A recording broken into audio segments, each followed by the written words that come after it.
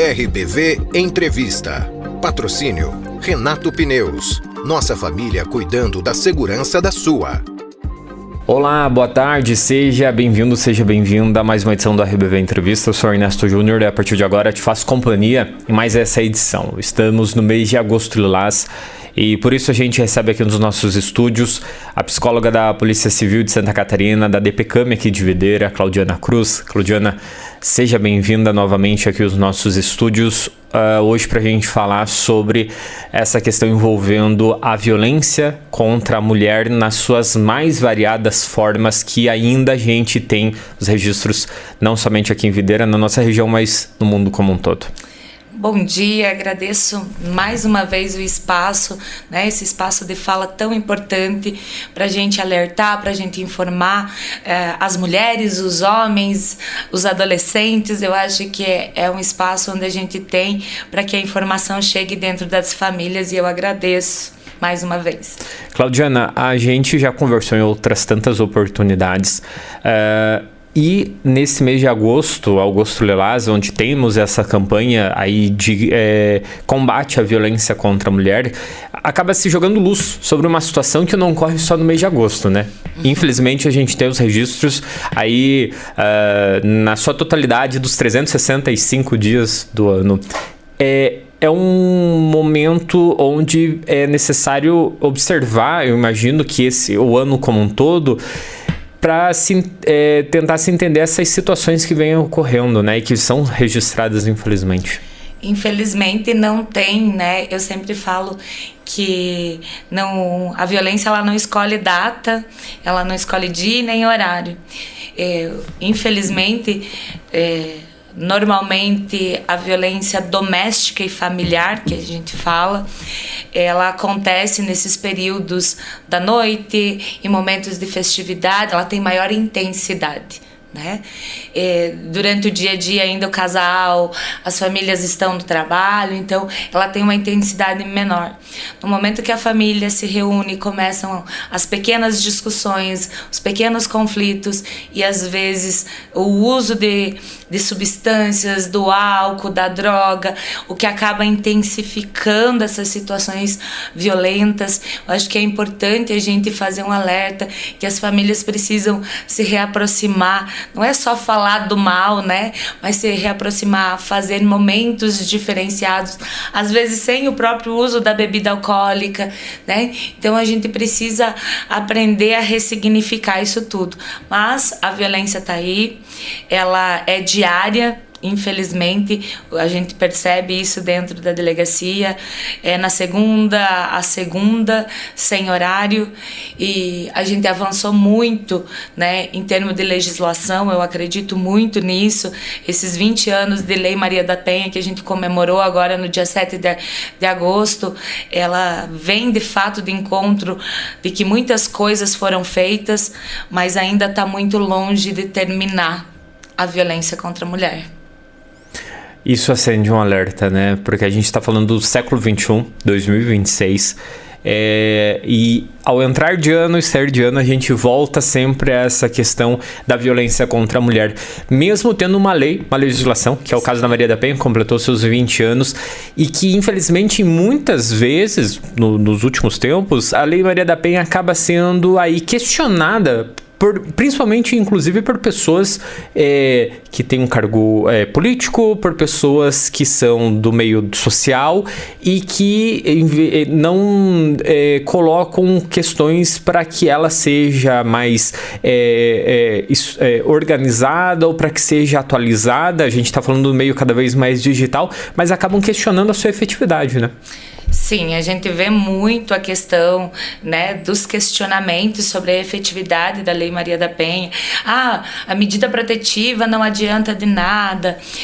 Eu falo assim, ó, que para uma cidade como Videira, onde a gente tem uma média anual alta, de pelo menos uns 200 a 250 pedidos de medida protetiva no ano, o que é bem significativo, 250 mulheres com medo, com risco de alguma situação de violência, né, que conseguiram chegar até a delegacia, porque tem isso também, né, a mulher conseguir chegar até a delegacia, fazer a denúncia, dizer eu tô com medo, eu preciso de uma medida protetiva. Então, assim, desses 250, os descumprimentos, o número de descumprimento de medida é muito pequeno. Então, assim, por isso que eu falo, o homem às vezes nem se dá conta desse comportamento que ele tem. E aí, no momento que vem uma decisão judicial dizendo, viu, acho que tá na hora de você parar, você não tem que se aproximar, você não tem que ser agressivo, porque é isso a decisão da medida protetiva. Você não pode se aproximar, você não pode falar com essa mulher porque você está sendo agressivo com ela. E aí a gente fala de efetividade. Para mim tem muita efetividade a medida protetiva, a Lei Maria da Penha. Sim, infelizmente a gente sabe que tem casos, mas não é a regra. Tem casos onde a mulher, mesmo com a medida protetiva, acaba sendo morta, porque a gente não tem controle de tudo, a gente não tem efetivo policial para estar na porta de cada mulher que sofre violência. Mas, assim, é importante também esse alerta para as mulheres, né? Antes de abrir a porta, se resguardar num lugar seguro. Eu sempre falo isso para elas, no sentido assim, você tem um lugar seguro para você ficar? Ele sabe como entrar dentro da sua casa, se ele precisar? A janela quebrar, porque às vezes as residências têm aquele jeitinho de entrar dentro da casa sem a chave. Então isso é um sinal de alerta. E a mulher nem se dá conta que ele também sabe entrar pela janela. E aí é onde acontecem situações graves de tentativas de feminicídio. Então é importante a gente falar. Mas dizer que essa lei não tem efetividade, hoje nós temos... A Lei Maria da Penha é uma das 5 melhores legislações em nível de mundo. Então, sim, ela funciona, ela tem efetividade, ela está se reconstruindo o tempo todo, principalmente no que tange a questão da prevenção também. Eu acho que é importante a gente falar, onde ela nos permite a questão dos grupos reflexivos para autores de violência, porque a gente tem que fazer a questão de mudar a mentalidade do homem. Eu bato muito nisso, nessa tecla dos meninos, dos adolescentes, dos homens e das mulheres. É um conjunto. Mas assim, como assim mudar a mentalidade dos homens? Mudar esse pensamento de que eles são donos das suas mulheres. E mudar a mentalidade das mulheres. Por quê?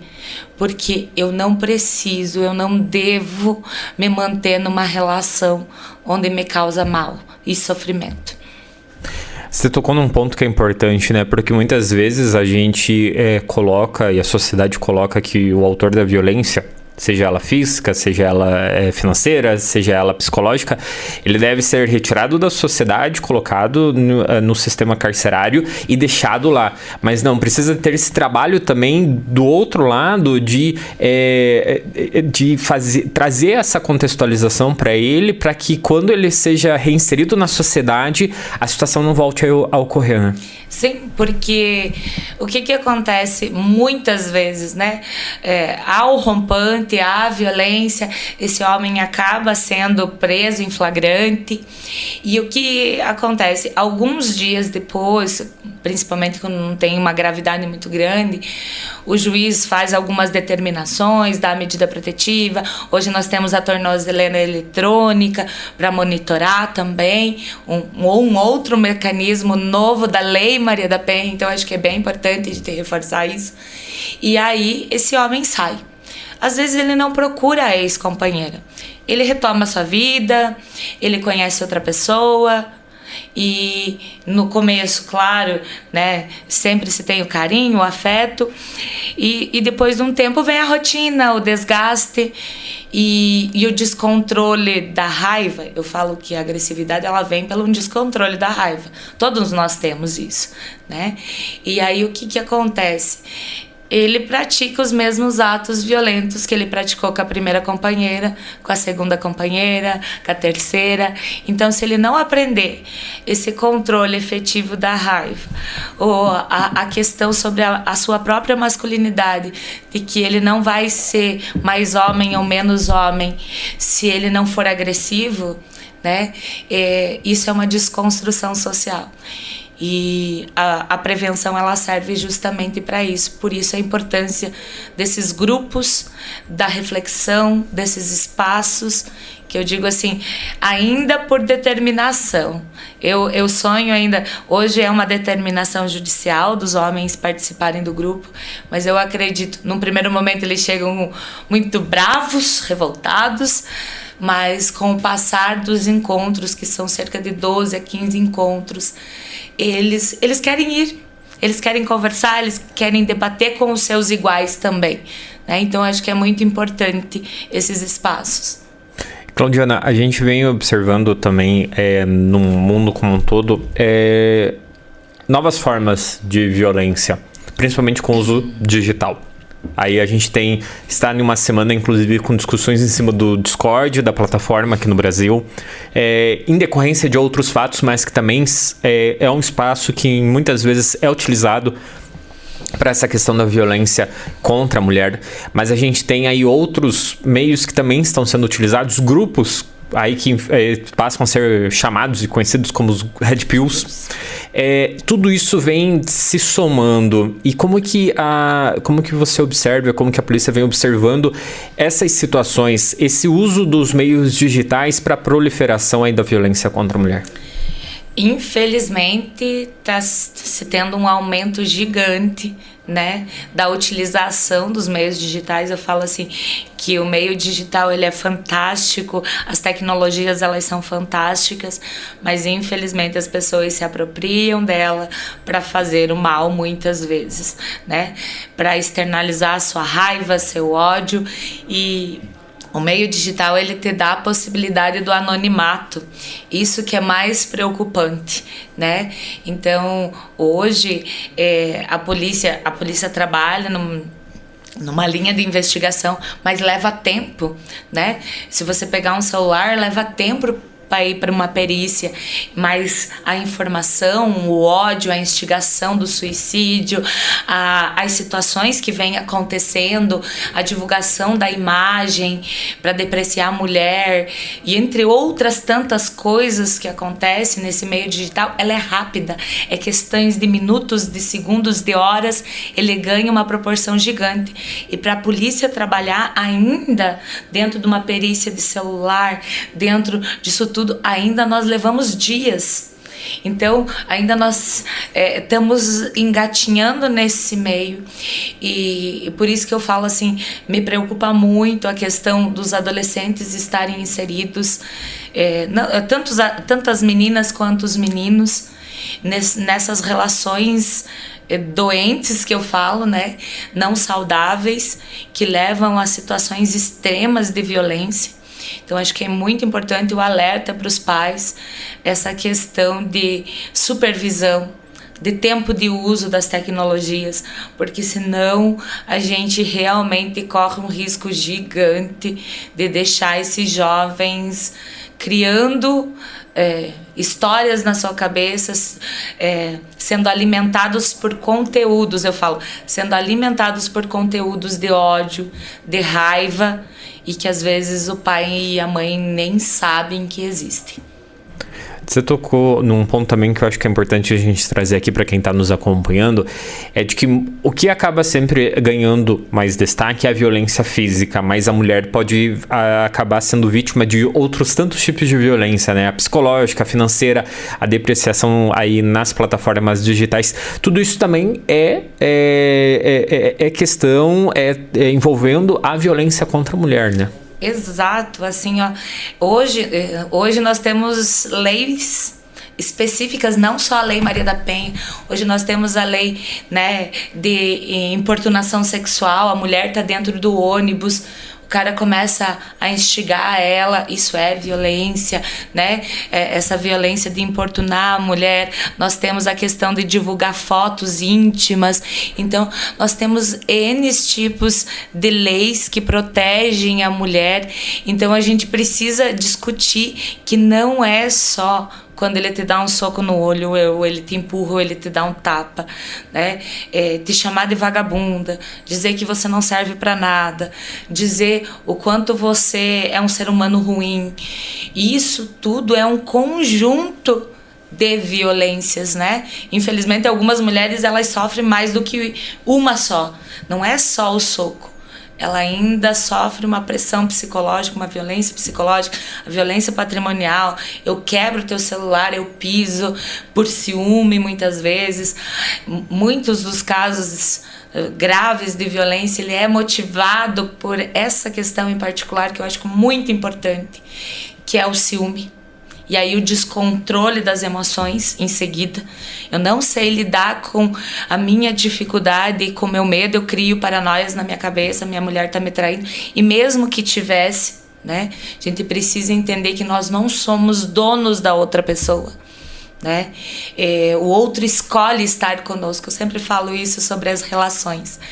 O outro te escolhe e ele tem que escolher de você todo dia, e às vezes isso não acontece, e não porque você é uma pessoa que merece menos amor, é porque talvez aquela pessoa não mereça estar com você. Então procure uma pessoa que se encaixa com você, né? Mas a agressão, ela tem que ser o último recurso, a violência, ela tem que ser o último recurso, ou nunca ela deve existir, né?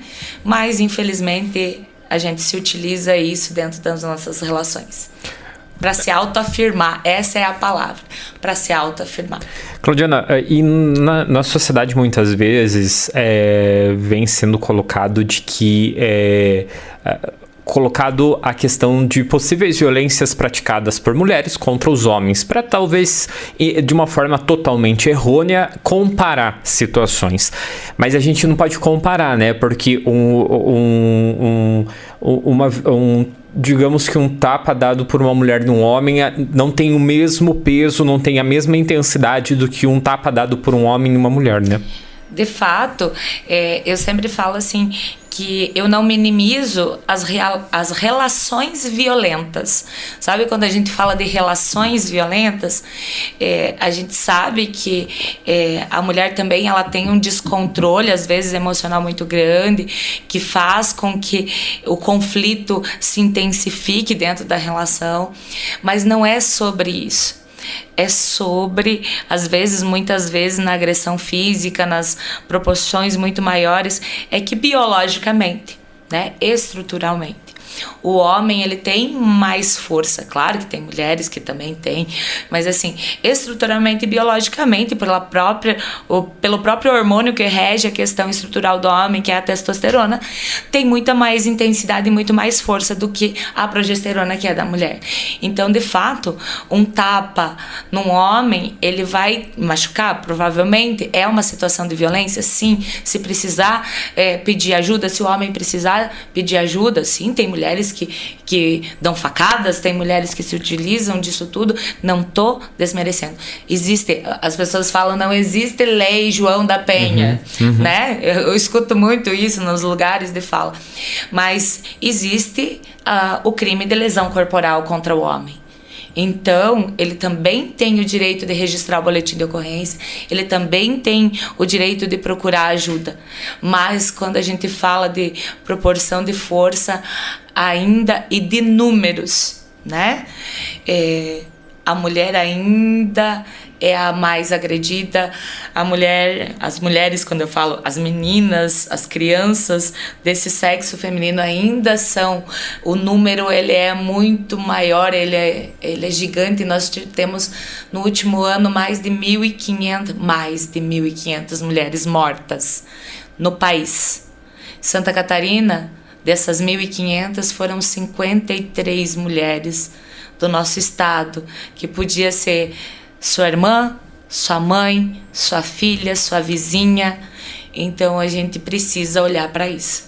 E infelizmente, quando a gente olha para esses casos de violência praticado por homens contra mulheres, em grande maioria das vezes são situações de nível gravíssimo, né? São abusos sexuais, são violências físicas extremas, são assassinatos extremos.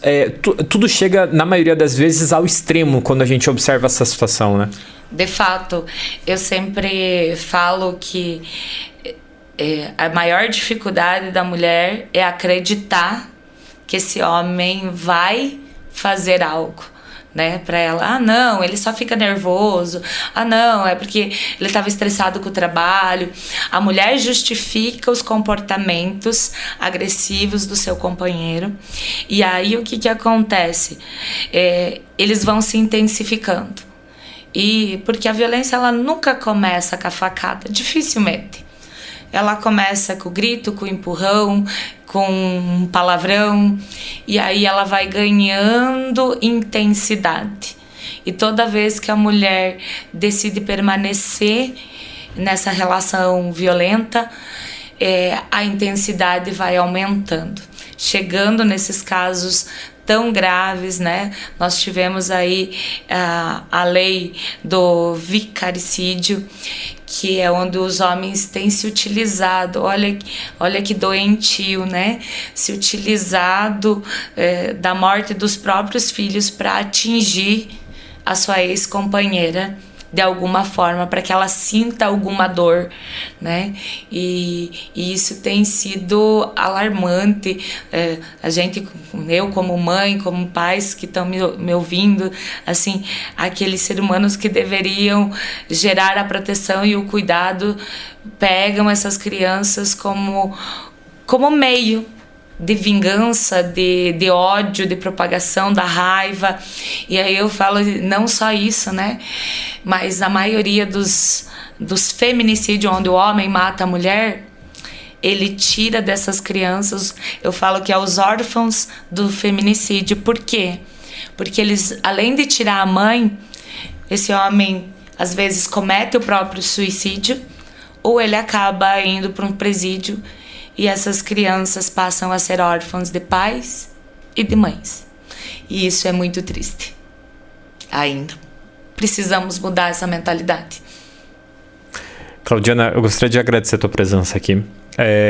Deixar sempre os microfones aqui do RBV Entrevista abertos para a gente falar em outras oportunidades.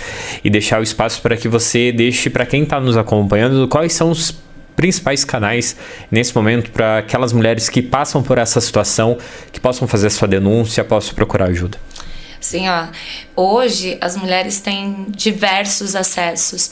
Nós temos a delegacia virtual, nós temos a delegacia presencial das 13 às 19 horas, nós temos os plantões de polícia, nós temos a polícia militar, mas aqui em Videira em particular, eu reforço que a gente tem um protocolo de atendimento às mulheres. Então qualquer serviço, seja no postinho de saúde, seja na UPA, seja no hospital, seja na assistência social, qualquer serviço hoje está preparado para orientar as mulheres sobre aquilo que elas mais precisarem naquele momento, até a denúncia também, mas nós estamos aí à disposição. Tem o 180, se você é vizinho, não quero me envolver, vocês podem fazer denúncias anônimas também. E assim, além disso, eu não estou preparada para fazer denúncia. Não quero, eu não me sinto segura ainda. Eu sempre falo porque eu acho incrível que toda quinta-feira nós temos um grupo reflexivo para mulheres. Um espaço seguro para a gente conversar, né? Para que as mulheres vão, ele acontece no fórum, com facilitadores experientes. Então, digo para vocês, vá lá conversar. Você não sabe o que fazer, tá ruim, tá difícil. Vá conversar. Lá não tem denúncia, lá não tem delegacia, lá não tem polícia. É um espaço seguro para que você possa conversar e entender e se fortalecer. E se for o caso, e se for da tua decisão de denunciar, nós vamos conseguir te ajudar também. Para você que esteve nos acompanhando, você pode ver e rever esse RBV Entrevista e todos os outros a qualquer momento no nosso canal no YouTube e também no Spotify. A gente se encontra novamente na próxima semana. Até lá. Você acompanhou o RBV Entrevista, com o patrocínio de Renato Pneus. A nossa família cuidando da sua família.